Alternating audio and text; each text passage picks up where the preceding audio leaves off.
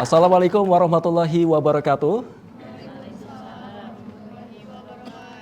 Pemirsa Banten TV di rumah dan juga para penonton di studio, apa kabar hari ini? Baik ya, luar biasa. Masih semangat? Baik, tentunya senang sekali pemirsa, saya Riki Rosadi dapat menyapa Anda kembali dalam forum dialog bersama DPRD Provinsi Banten. Boleh tepuk tangan dong semuanya. Ya, pada kesempatan kali ini pemirsa kita akan coba membahas terkait dengan realisasi program pemutihan pajak kendaraan bermotor menuju kepatuhan pajak dan juga kesejahteraan daerah. Tentunya pemirsa, pajak kendaraan ini adalah salah satu sumber pendapatan utama dari pendapatan asli daerah yang digunakan untuk membiayai pembangunan dan juga pelayanan publik.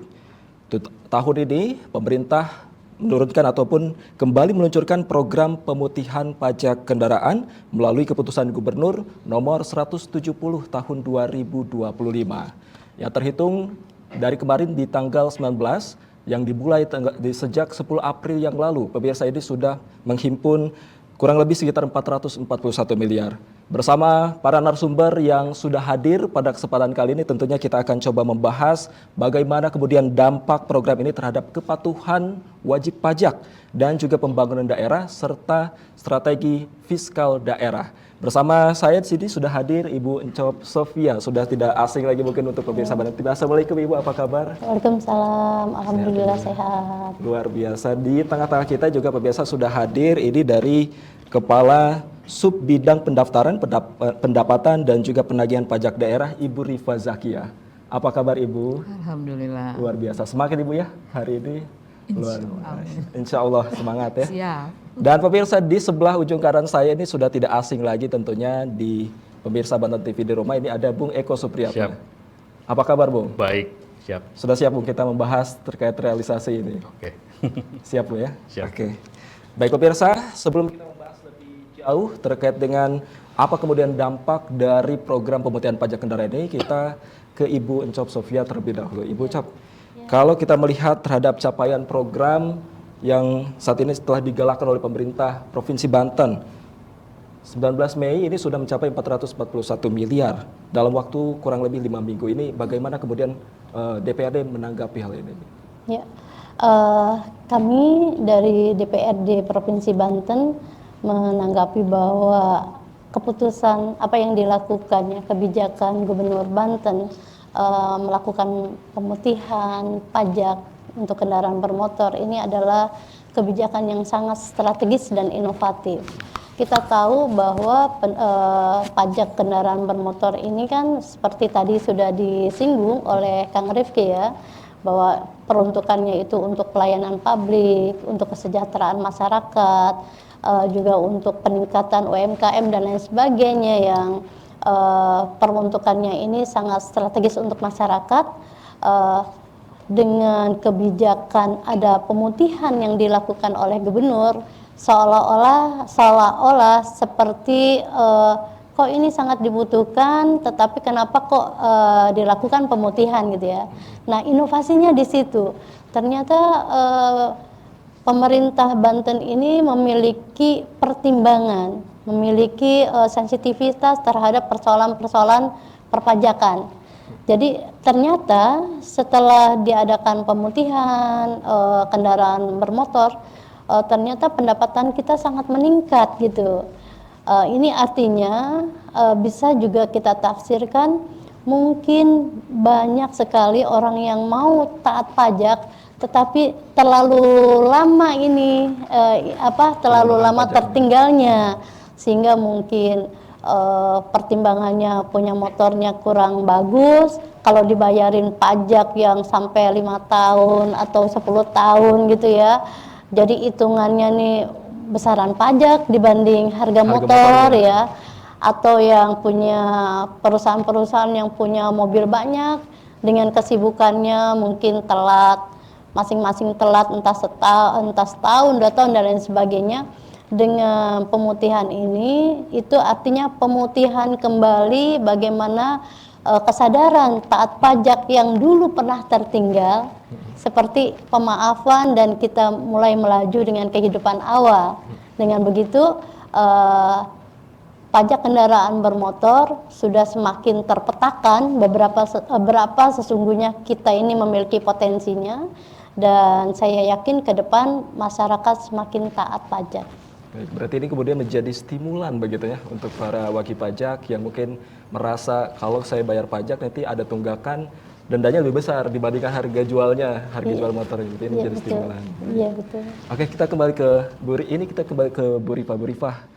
Kalau misalkan kita berbicara soal program pemutihan pajak ini menjadi pertanyaan juga nih. Apa kemudian yang menjadi strategi utama dari Bapenda Provinsi Banten ini agar program ini bisa diterima oleh masyarakat begitu? Baik, terima kasih. Assalamualaikum warahmatullahi wabarakatuh. Terima kasih Bapak Host. Jadi soal bicara program pemutihan, orang bahasa gaulnya pemutihan ya, tapi kalau bahasa undang-undang itu nggak ada pemutihan. Adanya relaksasi dan insentif pajak. Jadi Bapak Gubernur kita memberikan stimulus kado ya kemarin menjelang Idul Fitri bahwa ini bisa dimanfaatkan dengan baik. Di Kepgub 170 ini memang memanggil yang pada tidur ya, Buncop. Yang kalau Ibu sampaikan tadi sudah puluhan tahun, belasan tahun tidak membayar pajak, ini sebagai momentum. Kemudian apa yang ditanyakan strategi utama? Kalau pembayaran pajak supaya pelayanan prima di lapangan, Bapenda itu terdiri dari Samsat terutama. Kita kan ada 12 UPTD Pak, tersebar di seluruh kabupaten kota. Di Samsat itu ada 3 instansi, kepolisian, Jasara Harja, dan Bapenda. Jadi ketika kita datang ke Samsat itu yang ditanya pertama kali KTP-nya mana? Identifikasi. Jadi di Perpres nomor 5 tahun 2005, tahun 2015 itu mengatur tupoksi antara polisi, Bapenda, dan Jasara Harja. Sehingga kalau pertanyaan strategi utama pertama adalah kita harus meningkatkan sinergitas soliditas antara unsur kesamsatan. Supaya nanti animo masyarakat ini kemarin kan dilaporkan cukup tinggi, membludak. Bahkan jam 3 subuh mereka sudah antri di depan gerbang. Kemudian ada yang menginap di kantor Samsat supaya enggak ketinggalan antrian begitu.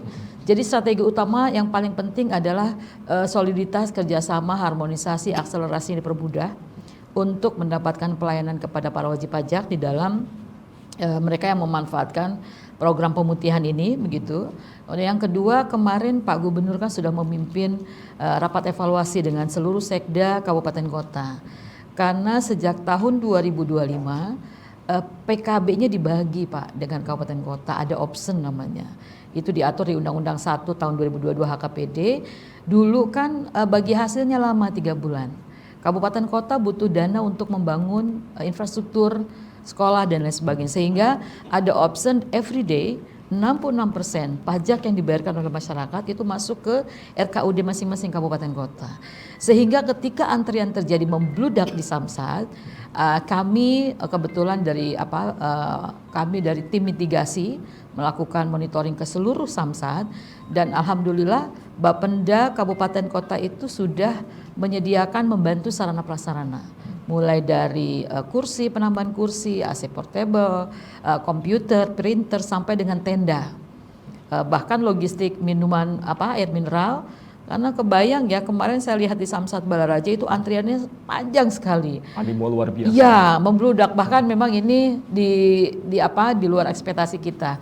Sehingga tetapi memang kalau bicara soal realisasi kita masih menunggu sampai 30 Juni karena datanya fluktuatif Pak. Jadi sehingga memang saya lihat rata-rata didominasi R2 ya.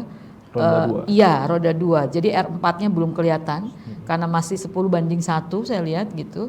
Nah, ini juga apakah belum tersampaikan, apakah sosialisasi kita kurang begitu. Tapi kalau pertanyaan strategi utama yang harus dilakukan, pertama soliditas tim pembina Samsat harus sering-sering kita duduk bersama. Kira-kira apa nih yang kita perbaiki, harus kita perbaiki. Kebetulan insya Allah minggu depan kami di tim sekretariat akan mengevaluasi pelaksanaan Kepgub ini, Kepgub 170 ini. Contoh seperti di Gerai bisa dilakukan pelayanan cek fisik Pak. Kemarin hasil mitigasi kami menemukan di Pandeglang dari Panimbang, Bapak Ibu, itu mereka dari subuh sudah berangkat, tapi ketika di Samsat ditolak karena antriannya sudah ditutup. Sudah penuh Kebayang kuotanya. kalau masih diterima, itu posting ke Bank Bantennya bisa lewat jam 12 malam, Pak. Nah, hal-hal tersebut kita jemput bola supaya nanti di gerai juga bisa dilakukan cek fisik. Alhamdulillah kemarin antara kepolisian dengan kami sudah melakukan kerjasama. Insya Allah nanti di gerai Pandimbang bisa dilakukan cek fisik dan pembayaran PKB-nya bisa dilakukan di sana, termasuk balik nama kendaraan. Jadi untuk strategi ini mudah-mudahan sih tidak ada yang sempurna sih ya Pak ya. Tapi karena ini adalah hal baru karena masif, sporadis begitu ya. 2024 ke bawah langsung dibebaskan pokok dan denda, sehingga memang animonya cukup tinggi. Tapi ternyata nanti saya ceritakan nanti di tahap berikutnya bahwa ini masih banyak PR yang harus kita perbaiki. Karena 2,3 juta yang menunggak, nggak semuanya bayar Pak. Belum semuanya bayar. Enggak, karena statusnya bukan clear. Jadi kita harus mengidentifikasi kendaraan-kendaraan yang nunggak ini melalui penelusuran. Kita ada namanya KBMDU, kendaraan bermotor yang belum melakukan daftar ulang. Bapak-bapak di sini yang menunggak kabarnya beda-beda. Kami tim datang ke door to door, termasuk juga dengan JNI dengan pihak ketiga, nanya kenapa menunggak. Ada yang meninggal dunia, ada yang disita leasing, ada yang disita negara, ada yang pindah alamat, ada yang menolak didata. Ada yang pindah alamat, hilang, rusak. Nah terakhir status 8 ada namanya akan membayar. Akan membayar ini kendaraannya ada, orangnya ada, duitnya doang yang nggak ada. Nggak ada. Jadi sehingga yang status 8 yang akan membayar ini yang mereka bayar kemarin. Nah atau ada juga yang dijual, pengen balik nama deh gitu ya.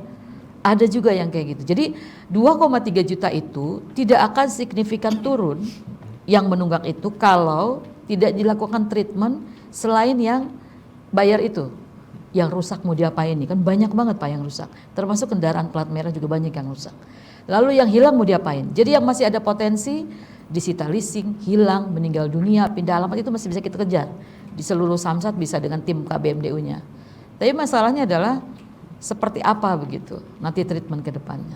Oke, baik. Berarti ini sudah diidentifikasi, sudah diproyeksikan terlebih Oh iya, dahulu, harus 2,3 diklasterisasi. juta. Dan kemudian sinergitas menjadi kunci Betul. utama. Baik. Kita akan coba bahas ini kita ke Bung Eko terkait dengan kacamata dari masyarakat ini seperti apa dan kemudian dampaknya ini dan hal yang harus diperhatikan oleh kita kemudian ini seperti tadi. Ya, prolognya bahwa pemutihan pajak kendaraan bermotor ini kan tadi bahasa Ibu Kadis itu kado ya, perhatian, kepedulian pemerintah terhadap masyarakatnya. Saya selama menjadi rakyat Banten, masyarakat Banten ini program paling keren ini. Jadi kalau ditanya apa, antusias, sangat antusias. Lalu pertanyaan respon positif. Betapa gilanya, beberapa hari sudah 114 miliar, saya baca tuh. Sekarang sudah 441 miliar Bu ya, atau 800 miliar kata Bu Kadis tadi. Targetnya 1,4 triliun. Di Pandeglang itu Bu, satu hari itu pas pembukaan 1.000 pendaftar itu. Saya kan ikut juga di situ. Saya dengan Pak Riki ini muka-muka nunggak juga. Tetapi dari antusias animo yang bagus itu terhadap pemutihan tentu ada masukan-masukan dari publik ya. Secara hukum ada dua hal. Pertama itu persoalan sosialisasi Bu ke masyarakat pesisir ya, masyarakat pinggiran ya. Kan ini waktunya hanya 2 bulan. Coba dong tambahin lagi waktunya gitu. Itu dari masyarakat itu ya. Terus yang kedua tentu infrastruktur digital itu Bu. Jadi lebih canggih ya, lebih update. Siapa tahu dari sini Bu kita bisa daftar, misalkan bisa melakukan proses itu. Saya pikir itu yang dikeluhkan oleh publik, dua hal itu.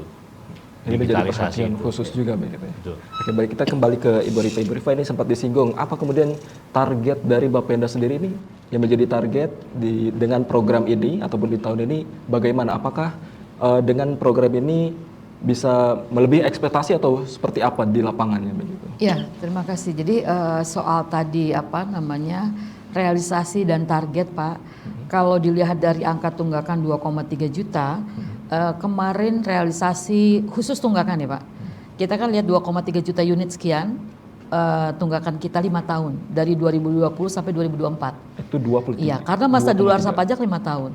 Nanti di 2026 awal tahun kami harus menetapkan lagi tunggakan yang baru. Tapi pasti harus ada turun karena ada program pemutihan. Jadi kalau dilihat dari target dan realisasi, kalau di angka 2,3 juta, saya lihat di realisasi kemarin yang kami terima dari bidang PSI di sistem melaporkan sudah 381.000 kendaraan. Kalau kita bandingkan dengan 2,3 juta maka baru 14%. Begitu. Tapi kalau dari keseluruhan kita sudah di atas 32% perbedaannya gitu. Sehingga memang ini menjadi catatan kembali, kami ingin merumuskan bahwa 2,3 juta itu kabarnya gado-gado Pak. Karena kalau di Jawa Barat saya lihat, kalau kendaraan disita leasing, siapa yang bertanggung jawab soal pajak? Karena PKB itu yang memiliki dan yang menguasai kendaraan. Ketika kendaraan itu sudah diambil leasing, seharusnya leasing yang bayar pajak. Nah ini kemarin kami juga pernah bertemu dengan asosiasi leasing dan dealer begitu, sehingga ini treatment ini harus dilakukan. Karena 2,3 juta itu nggak melulu dia bayar, datanya clear soal dia kendaraannya ada, orangnya ada, duitnya aja, tinggal nunggu pemutihan mungkin pada bayar Pak. Tapi bagaimana yang rusak? Bagaimana kemudian yang hilang atau disita negara? Disita karena di sistem itu selama WP-nya tidak melaporkan, tidak bilang bahwa kendaraan saya seperti apa, atau dijual belum melakukan pemblokiran, ada surat cinta dia melanggar etle, masuk ke pemilik pertama. Jadi maksud saya 2,3 juta itu akan signifikan turun ketika kita melakukan treatment itu. Treatmentnya tentu saja misalnya kalau rusak berat kita harus ketemu dengan BPKAD soal asetnya, kalau itu plat merah, atau kita harus ketemu dengan Regi dan Ramornya Polda. Bisa di cleansing data, jadi angka itu bisa turun signifikan ketika kita lakukan penyelesaian kasus-kasus itu. Karena 2,3 juta itu bukan berarti semuanya bayar. Tapi ruang untuk melakukan pembayaran, dikasih ruang penuh gitu Pak. Karena kemarin ketika kita melakukan sinergitas sosialisasi ke kecamatan-kecamatan, kemarin kami ke Cibeber dan Keramat Watu, Bu Rifa ada yang sudah 19 tahun nggak bayar. Hampir 20. Ketemu, hampir seumur jadi saya akhirnya nih. bangkit dari tidur ya Pak ya. Jadi sehingga memang hal ini betul-betul dimanfaatkan. Tapi lagi-lagi fenomena saya lihat itu roda 2 mendominasi. Makanya ini menjadi langkah berikutnya. Kebetulan kami ada kerjasama dengan Kejaksaan Tinggi. Beberapa kendaraan mewah Pak, kami lagi telusuri. Kenapa ini kok nggak bayar juga? Ini dikasih diskon banyak tapi kok nggak bayar-bayar. Masih belum bayar aja. Ya, karena roda 4 ini masih belum banyak. Nah ini nanti kami akan coba telusuri door to door kembali, tapi kita melibatkan dengan Kejati, tapi tidak menagih sporadis, tapi kita pendampingan bahwa kita jangan-jangan belum tahu. Apakah memang belum masif informasinya, tapi terima kasih tadi masukannya bahwa pendaftaran bisa dilakukan secara digital. Pembayaran sebetulnya bisa secara digital di Samsat, melalui Samsat Digital Nasional. Bisa Pak, tapi mungkin belum tahu karena kita tinggal bayar di rumah, barcode-nya juga kita bisa kasihin ketika lagi razia, begitu banyak sebetulnya. Tapi kami sudah sosialisasi ke seluruh masyarakat melalui sosialisasi dan mungkin PPID-nya harus bergerak semua karena seluruh OPD juga harus bisa menyampaikan ini karena duit kita bersama pembangunan PAD ini menjadi penggerak untuk melaksanakan beberapa program visi misi Pak Gubernur juga kan. Nah ini salah satunya adalah optimalisasi pemutihan ini Pak. Baik, berarti langkah-langkah untuk mengejar target ini sudah dilakukan optimal baik itu dari Bapenda sendiri. Iya, tapi memang realisasi di atas ekspektasi. Jadi target bulan Mei ini kan 1,4 triliun yang harus kita terima dari dua sumber PKB dan BBNKB. Kalau data yang sudah kami terima itu sudah masuk PKB 881 miliar. Jadi surplus Pak. Harusnya kan cuma 700 sekian targetnya bulan Mei. Jadi 112%. Cuman BBNKB masih di 78% bulan Mei ini. Jadi jumlahnya 1,4 harusnya target bulan Mei tercapai. Baru 1,3 ada minus 51 miliar. Itu kita tunggu kan, kita ini masih tanggal 28 ya, 29 hari ini. Kita ada beberapa hari lagi, kita masih tunggu. Kalau memang ini diperpanjang, kami masih menunggu instruksi karena memang animonya masih cukup tinggi di seluruh Samsat begitu. Jadi kalau memang diperpanjang ini bisa dimanfaatkan kembali untuk para wajib pajak. Baik, ini menarik soal animo masyarakat. Kita ke Bu Encop. Ini animo masyarakat ternyata cukup tinggi. Tadi juga ada harapan ini bisa diperpanjang atau ada event-event selanjutnya. Ini bagaimana kemudian Bu Encop sendiri melihat apakah event-event pemutihan atau relaksasi begitu ini menjadi event yang akan sering digelar atau setidaknya mungkin diperpanjang gitu untuk tahun ini?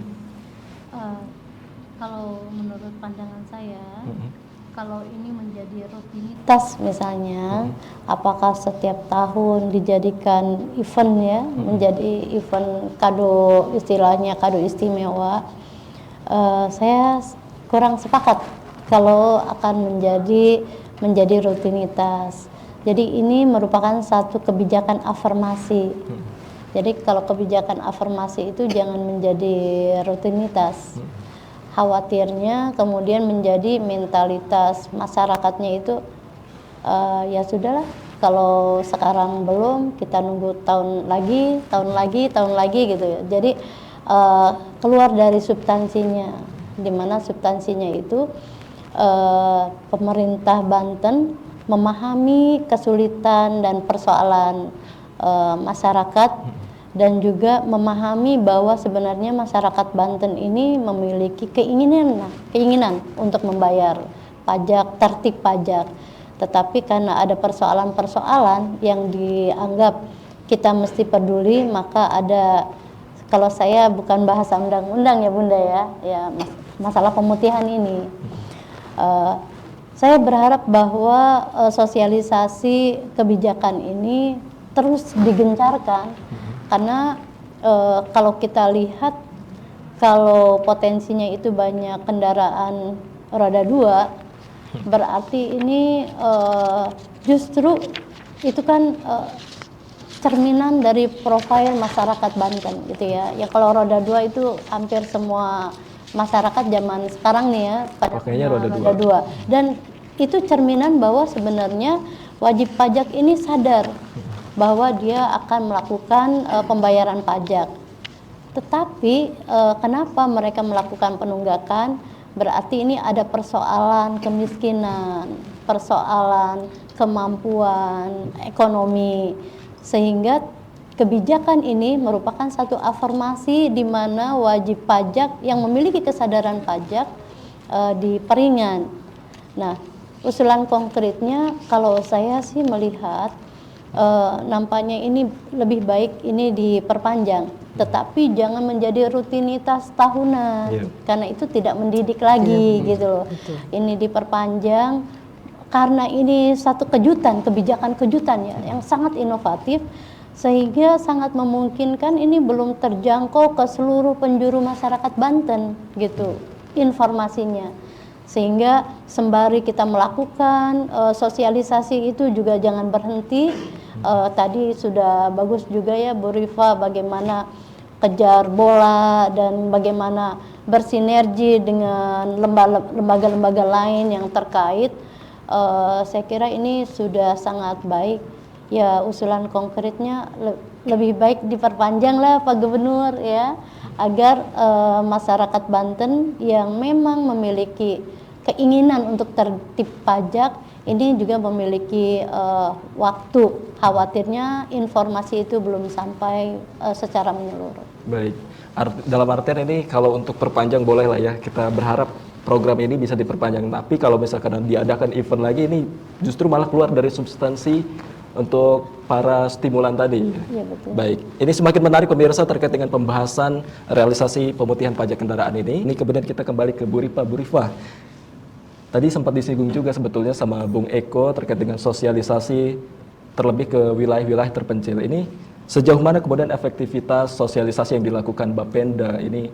Kalau kita dengar tadi dari 2,3 juta penunggak pajak kendaraan ini ada baru mencapai 400 ribuan lah ya. Ini bagaimana kemudian Ibu Rifa melihat efektivitas dari sosialisasi ini? Ya, program sosialisasi itu memang karena ini adalah secara masif ya, program ini memang besar-besaran begitu. Jadi memang harus juga diiringi dengan sosialisasi di segala lini Pak. Hari ini eranya udah era TikTok, ya kan, YouTube, medsos, jadi orang bisa bicara apa aja dan kelihatannya masyarakat sudah kritis. Hari ini Pemda ngapain ya? Jadi kita bisa lihat kalau kita mau tahu Pak Gubernur lagi ngapain hari ini, kita bisa lihat di medsos begitu ya. Itu salah satu juga cara kita introduction atau memberikan informasi kepada masyarakat bahwa kita kan ada tagar we work ya, kita bekerja hari ini. Jadi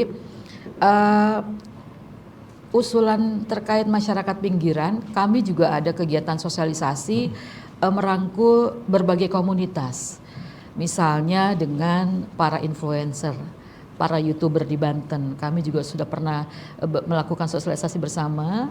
Kemudian itu langsung hasilnya, ilmunya seperti apa, syaratnya apa, membayar pajak langsung disebar kembali ke masing-masing subscribernya begitu. Kemudian kami juga menggait komunitas-komunitas kendaraan seperti AOB, Asosiasi Rider Banten begitu. Beberapa komunitas-komunitas kita rangkul, bahkan dengan Gojek, dengan Shopee, jadi kadang kita sosialisasi itu pesertanya semuanya hijau.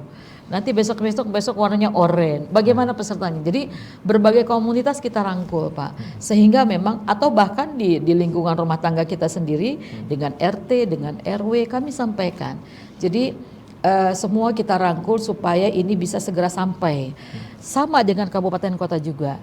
Kami juga melakukan sinergi. Tolong Pak, lurahnya, RT, RW-nya, saya lihat dulu datanya yang tertunggak paling tinggi di mana. Kebetulan di Kabupaten Serang yang paling tinggi itu Kecamatan Keramatwatu, di Cilegon itu di Cibeber, kami datangin langsung. Tapi pesertanya bukan masyarakat, aparat desa. Karena saya punya data Pak, ini kenapa Pak? Jadi ada tunggakannya berdasarkan unit dan rupiah. Kesepakatan kami dengan Pemda Bapenda Kabupaten Kota, Bu Rifa yang rupiah aja begitu. Sehingga ketika kita datangi ke kecamatan, Bapak pulang dari sini tolong sampaikan bahwa kenapa menunggaknya begitu, dibantu. Kebetulan karena ada kepolisian dengan JR, tolong dicatat nomor teleponnya ketika di lapangan kesulitan melakukan pembayaran, misalnya balik nama, nggak ada KTP nih Pak, begitu ya. Orangnya udah pindah, orangnya udah meninggal dunia. Kan sekarang dibolehkan pakai kwitansi pembelian kendaraannya, gitu. Jadi langsung balik nama sama yang punya. Tapi tetap saja kita diteliti dulu soal ada surat kuasanya dan lain sebagainya. Jadi begitu Pak, soal sosialisasi ini kelihatannya kami sudah all out ya, masif di PPID-nya juga. Masing-masing Samsat punya PPID-nya. Masing-masing, bahkan inovasi itu dari Jasara Harja, dari Polda itu selalu membuat konten-konten gimana sih caranya BBN 1 atau BBN 2. Sekarang BBN 2 tuh gratis, biaya balik nama itu yang second. Kalau kita beli mobil baru, motor baru itu BBN 1, itu kan dari dealer biasanya. Tapi kalau BBN 2 itu yang second itu kelihatannya sekarang dipermudah, karena waktu pertama kali launching Pak Dirlantas Banten kan sudah mengatakan bahwa ingin memberikan pelayanan mudah dan yang terbaik begitu. Berarti dalam artian ini sudah all out dari Bapenda Sudah sendiri dilakukan. untuk mensosialisasikan. Karena PPID ada di seluruh Samsat, ada di seluruh PTD sudah melakukan sosialisasi secara masif, secara digital. Cuman memang soal pendaftaran melalui digital ini coba nanti kami akan sampaikan begitu supaya nanti nggak begitu datang udah tahu antriannya nomor berapa gitu ya Pak Eko. Gitu. Baik, ini kita kembali ke Bung Eko. Lalu kemudian kalau masyarakat sendiri melihat program pemutihan pajak kendaraan ini Betul. apakah kemudian ini bisa merubah persepsi atau stigma di masyarakat terkait dengan denda pajak ataupun dengan pajaknya itu sendiri?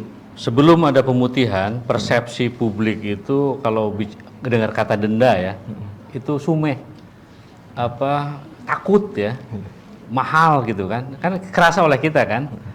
Jadi stigmanya sangat buruk. Jadi kalau kita bicara pajak kendaraan bermotor itu, nah adanya pemutihan ini mengikis stigma itulah minimal ya. Jadi ada hal-hal yang memang tumbuh kesadaran dari masyarakat bahwa ternyata kendaraan itu surat-surat itu penting juga kan. Ada STNK, ada BPKB kan gitu. Terus yang kedua kita cek fisik dari kendaraan itu. Tetapi yang penting disampaikan kepada pemerintah, memang publik harus ada transparan juga ya. Jadi jangan uang diambilin gitu. Minimal di Samsat ada informasi Bu gitu. Atau ini ada dashboard digital kan sekarang ada ya. Jadi uang berapa yang didapat itu lebih suka. Jadi ada sisi adil dalam hal pungutan pajak itu. Berarti dalam artian transparansi begitu kepada Iya. masyarakat. Ini menjadi pertanyaan juga, ini kita kembali ke Buncop. Buncop, kalau bahas soal transparansi dan juga pelayanan ini, kalau dari DPRD sendiri mengevaluasi ataupun melihat di lapangan ini terkait dengan program ini seperti apa begitu, Bu? Ya, kalau kita ini kan melihatnya ya, bagaimana suara masyarakat dan juga bagaimana beban kerja pemerintah, itu juga harus menjadi acuan.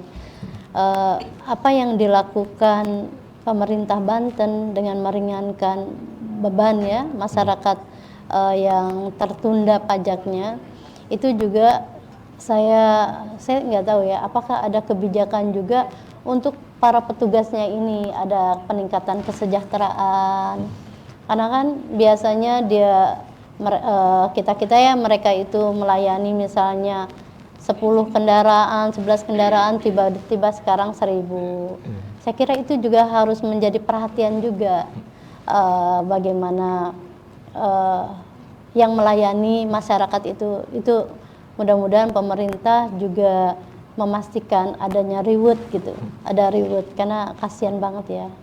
Harus difikirkan juga itu gitu ya, karena yang namanya manusia kan, jadi harus dilihat bagaimana SDM dari Samsat dan lain sebagainya. Jadi jangan kita kasih beban-beban untuk memberikan pelayanan pada masyarakat, tetapi kita lupa bahwa yang melayani itu juga manusia.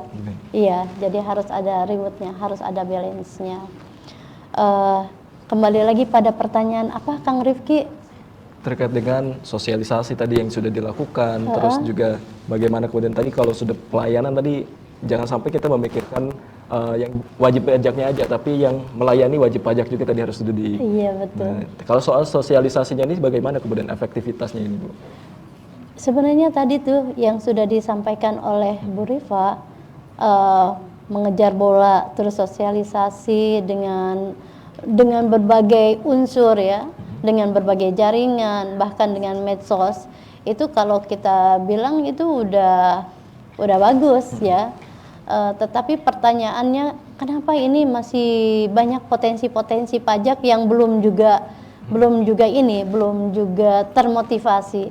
Jadi mungkin sosialisasinya tidak hanya memberikan pengetahuan bahwa ini ada bebas pajak, tapi harus ditambah motivasi sepertinya, Bu. Sehingga ada perubahan mentalitas, paradigmatik yang itu harapannya itu akan menjadi acuan selanjutnya gitu. Apalagi ini yang roda 4, sebenarnya kan potensi PAD kita sangat banyak sekali, bukan saja hanya pajak dari kendaraan bermotor kan, Hanya PKB. banyak sekali. Ada air permukaan kalau tidak salah ya Bu ya, kemudian juga ada alat-alat berat yang itu juga nampaknya kalau kita awasi itu sangat potensial untuk memberikan tambahan kesejahteraan untuk masyarakat Banten dan lain-lain sebagainya. Nah, karena kita sekarang lagi ngomongin kebijakan pemerintah Banten, Pak Gubernur yang luar biasa ya, harus diingat juga sosialisasinya itu. Selain dari itu perubahan paradigmatik, juga para wajib pajak juga, Bun. Kita jangan habis energinya di kebijakan ini, jadi bersamaan dengan kebijakan yang kebijakan pemutihan ini juga kita tetap sosialisasi penggalian pajak dari potensi-potensi lain, sehingga kalau wajib pajak semuanya itu benar-benar bisa melakukan pembayaran pajak, PAD Banten akan cepat sekali naik, dan kita akan bangga lah bahwa Banten ini kaya. Artinya kalau PAD-nya naik, maka pelayanan pada masyarakatnya akan lebih optimal. Baik, akan lebih optimal. Dan kalau kita bahas soal program ini, tidak hanya fokus di sini saja, Bu. Kita juga akan fokus ke para audiens yang sudah hadir di sini, sudah ingin menanyakan sesuatu kepada ketiga narasumber kita. Mungkin boleh dari audiens yang ingin bertanya, silakan. Assalamualaikum warahmatullahi wabarakatuh. Waalaikumsalam warahmatullahi wabarakatuh. Izin bertanya buat Pak Eko ya. Apa cara paling efektif membangun kesadaran pajak di tingkat keluarga atau RT dan RW? Terima kasih. Assalamualaikum warahmatullahi Baik, wabarakatuh. ini ditujukan ke Bung Eko. Selanjutnya audiens yang lainnya. Assalamualaikum warahmatullahi wabarakatuh. Perkenalkan, nama saya Hikmat. Ada pertanyaan untuk DPRD. Bagaimana strategi DPRD untuk mendorong kolaborasi antara Pemda dan komunitas masyarakat dalam meningkatkan kesadaran pajak? Terima kasih. Ya, silakan. Assalamualaikum warahmatullahi wabarakatuh. Saya Kholis, izin bertanya untuk Bapak Bapenda, apakah akan ada mekanisme penyesuaian tarif atau diskon pajak untuk kendaraan listrik di masa depan? Terima kasih. Oke, baik, ini berarti pertanyaan ditujukan ke Bu Rifa. Oke. Tapi tahan dulu Ibu Rifa, Bung Cap dan juga Bung Eko untuk jawaban dari para audiens yang sedang bertanya, karena kita akan kembali pemirsa usai jeda pariwara yang satu ini.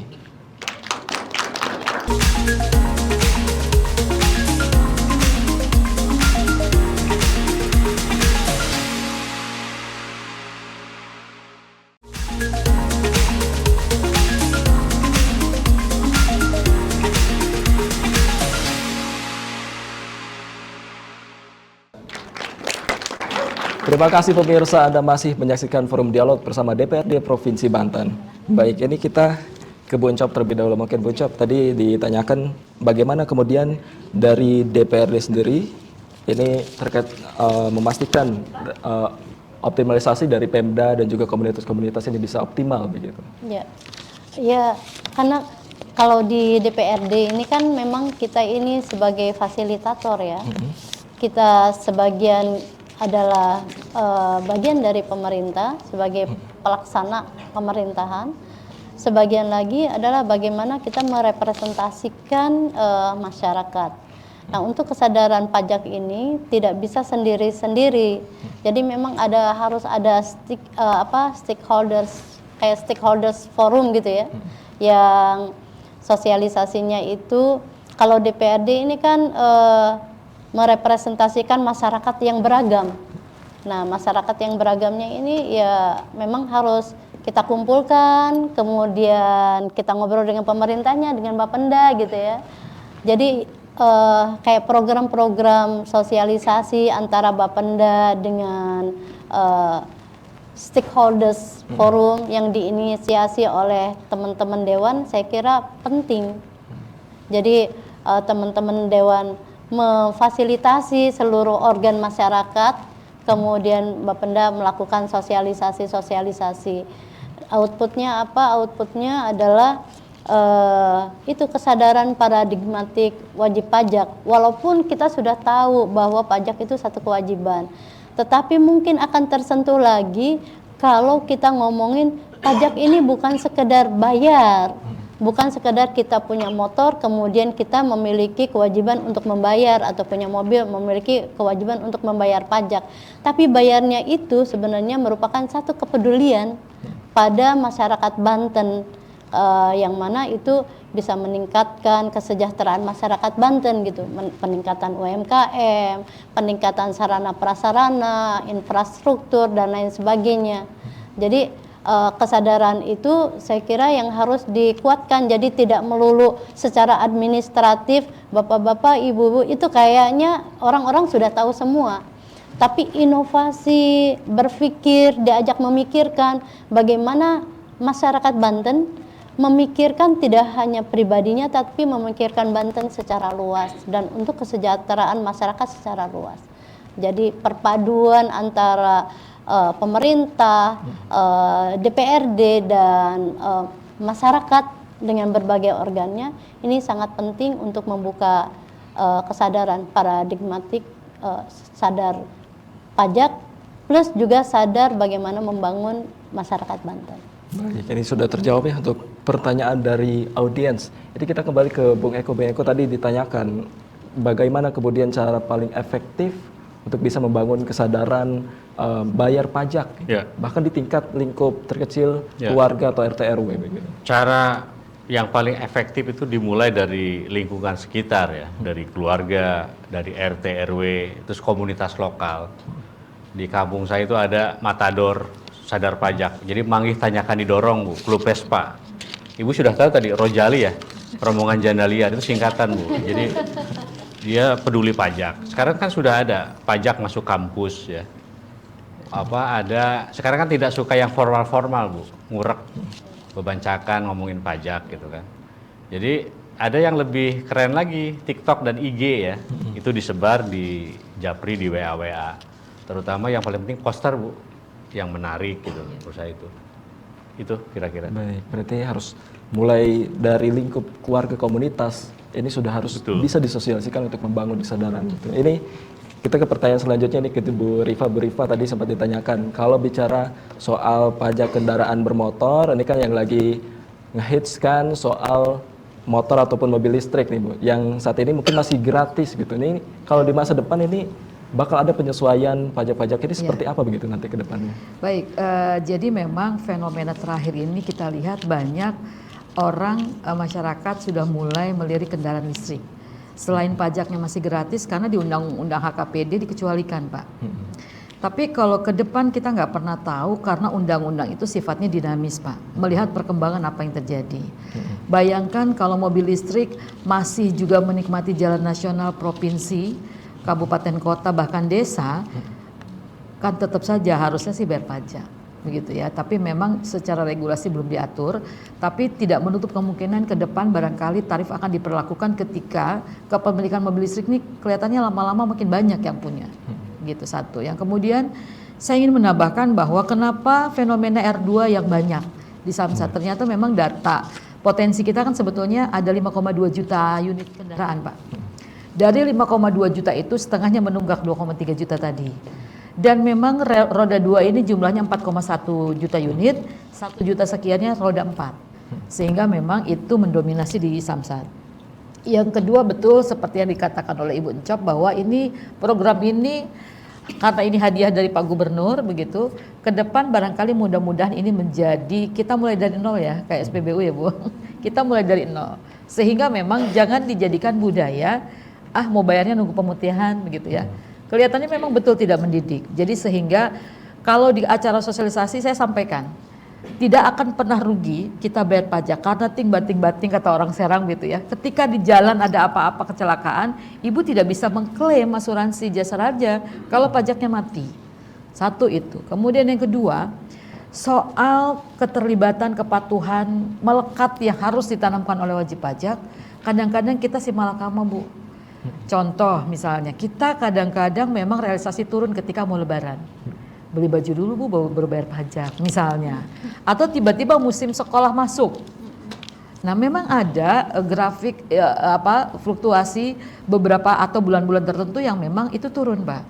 Karena lagi-lagi sudah sunatullahnya nih Pak, kalau di akhir tahun pasti ada yang bayar, yang menunggak, tapi pasti juga ada yang menunggak. Karena tingkat ekonomi masyarakat kita beda-beda. Apalagi zaman COVID kemarin, kita nggak bisa mempush masyarakat. Mereka under pressure juga dengan ekonominya. Sekarang mereka boro-boro buat bayar pajak, makan aja sulit misalnya. Jadi memang selalu ada yang bayar, pasti selalu ada yang menunggak. Dan itu setiap tahun selalu ada potensi baru tunggakan-tunggakan itu Pak. Sehingga memang kepatuhan itu dilihat lagi dari ekonominya masyarakat kita yang berbeda-beda. Tapi upaya dan usaha untuk menggerakkan bahwa pajak bagian dari hidup kita yang sangat penting. Ketika kita tidak peduli, yang rugi bukan siapa-siapa, kita. Ada jalan bolong ribut bikin status, duitnya kemana? Padahal yang bikin status belum bayar pajak. Atau sekarang kan duit pajak itu nggak bisa masuk kantong saya, masuk RKUD, Bank Banten, nggak ada cerita masuk kantong masing-masing, kecuali human error. Karena masing-masing diawasi, Bu Encop ngeliatin kita. Ya kan, apalagi Bapak Eko tokoh masyarakat, kita semua bersatu padu bahwa soal transparansi memang kelihatannya untuk realisasi itu bisa dilihat di info PPID Pak, bisa dilihat di situ realisasinya berapa dan lain sebagainya. Kelihatannya itu juga sering dipublish oleh pimpinan-pimpinan kita, sehingga ini kita bersama gitu, kita monitor bersama. Lagi-lagi untuk kita, dari kita dan buat kita ke depan. nggak bayar pajak apa kata orang-orang? Pengen sekolah gratis, pengen BPJS dibayar dari pajak rokok, pengen semuanya pemerintah peduli, masyarakatnya kurang peduli. Saya yakini yang rugi kita semua. Gitu sih Pak. Baik, dalam artian kita harus bisa berkontribusi untuk negara, untuk kita sendiri. Ujung-ujungnya nanti kembali lagi ke diri kita sendiri. Ketika tim pembina Samsat lagi razia, nggak usah takut Pak. Iya. Nggak usah balik lagi, karena nggak akan Putar balik diapa-apain, langsung. cuma ditanya. Kalau saya sama Bung Eko langsung terbalik lagi. Iya. Saya juga. Oke, baik. Tak terasa Ibu, ini perbincangan kita pada kesempatan kali ini sudah hampir 1 jam menemani para pemirsa Banten TV. Mungkin terakhir ada penyampaian pesan dari Bung Eko terlebih dahulu. Silahkan Bung Eko. Di dunia ini ada 2 saja yang pasti, itu kata Benjamin Franklin. Pertama kematian, kedua pajak. Jadi kalau soal pajak itu bukan soal hanya kewajiban, tetapi soal bagaimana kontribusi masyarakat untuk pembangunan daerahnya. Itu. Boleh tepuk tangan. Selanjutnya mungkin Bu Rifah boleh disampaikan pesan untuk Ya, masyarakat. pesan-pesan bahwa pembangunan ini harus kita jalani bersama, Pak. Jadi keterlibatan masyarakat sekarang sudah bisa dilihat medsos hari ini, kemudian keterlibatan masyarakat dengan Pemda sudah tidak ada jarak lagi sekarang, Pak. Apalagi sekarang fenomena Jawa Barat yang begitu sangat mendominasi hari ini, sehingga memang eranya ke depan kita sudah harus keterlibatan budaya serta pembangunan masyarakat, terutama untuk bayar pajak adalah bagian dari hidup kita sehari-hari. Karena dari Bapak Ibulah pembangunan ini bisa berjalan dengan baik. Begitu. Baik, boleh tepuk tangan untuk Bu Rifah. Terakhir mungkin Bu Uncop bisa disampaikan pesannya kepada masyarakat Banten. Masyarakat Banten, kalau ingin lebih sejahtera, kalau ingin lebih berdaya, mumpung sekarang ada pemutihan, ayo rame-rame bayar pajak. Oke, tepuk tangan untuk Bu Uncop.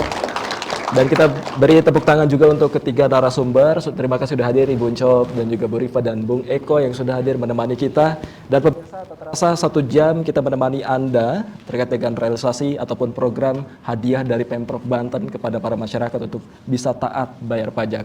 Dan terima kasih sudah hadir di sini untuk para audiens juga. Boleh tepuk tangan dong. Kita akan kembali tentunya dengan pembahasan-pembahasan lainnya di Forum Dialog bersama DPRD. Saya pamit undur diri, sampai jumpa. Wassalamualaikum warahmatullahi wabarakatuh. Terima kasih.